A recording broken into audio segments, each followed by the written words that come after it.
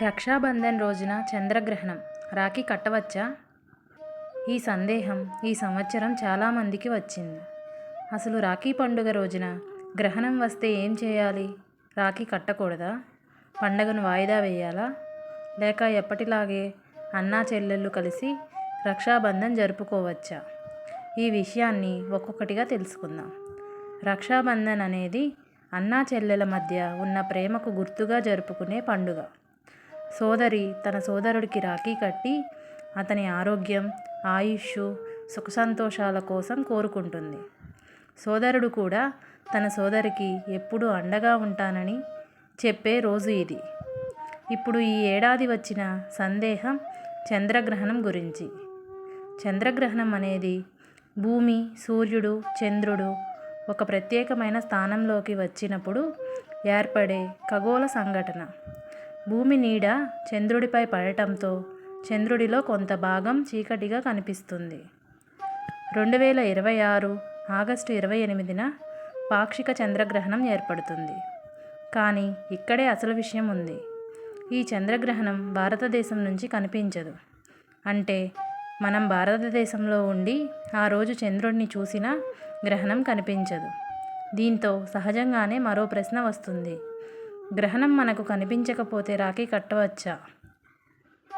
భారతదేశంలో ఈ గ్రహణం కనిపించనందున గ్రహణం పేరుతో రాఖీ పండుగను ఆపాల్సిన అవసరం లేదు.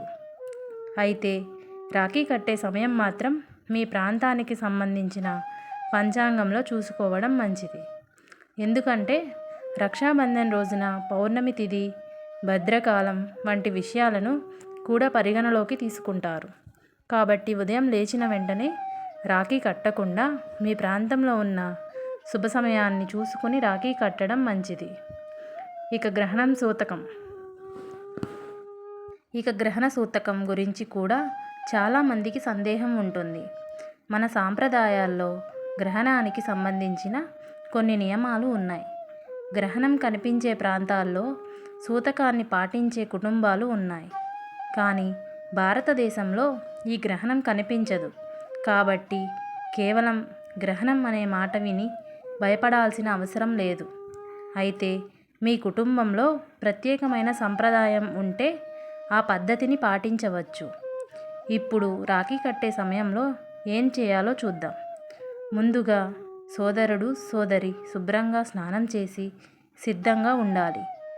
రాఖీతో పాటు కుంకుమ, అక్షింతలు, పూలు, దీపం, మిఠాయి సిద్ధం చేసుకోవాలి. ముందుగా ఇష్టదైవాన్ని ప్రార్థించాలి. తర్వాత సోదరుడి నుదుటిపై తిలకం పెట్టి అక్షింతలు వేసి హారతి ఇవ్వాలి. ఆ తర్వాత సోదరుడి చేతికి రాఖీ కట్టాలి. రాఖీ కడుతున్నప్పుడు సోదరి తన సోదరుడు ఆరోగ్యంగా, సంతోషంగా ఉండాలని మనస్ఫూర్తిగా కోరుకోవచ్చు. సోదరుడు కూడా తన సోదరి జీవితంలో ఎప్పుడూ సంతోషంగా ఉండాలని కోరుకుంటూ ఆమెకు బహుమతి ఇవ్వవచ్చు. ఇక్కడ ఒక విషయం గుర్తుంచుకోవాలి. రాఖీ విలువ దాని ధరలో ఉండదు, అది ఇచ్చే ప్రేమలో ఉంటుంది. అన్నా చెల్లెళ్ళు ఎంత దూరంగా ఉన్నా ఆ రోజు ఒకరినొకరు గుర్తు చేసుకోవడం, మాట్లాడుకోవడం, తమ అనుబంధాన్ని గుర్తు చేసుకోవడం, అదే ఈ పండుగలో అసలు అందం. అందుకే చంద్రగ్రహణం అనే మాట విని రాఖీ పండుగను భయంతో చూడాల్సిన అవసరం లేదు. గ్రహణం ఒక ఖగోళ సంఘటన. రక్షాబంధన్ ఒక కుటుంబ పండుగ. రెండిటి గురించి సరైన విషయం తెలుసుకుని ప్రశాంతంగా పండుగను జరుపుకోవచ్చు.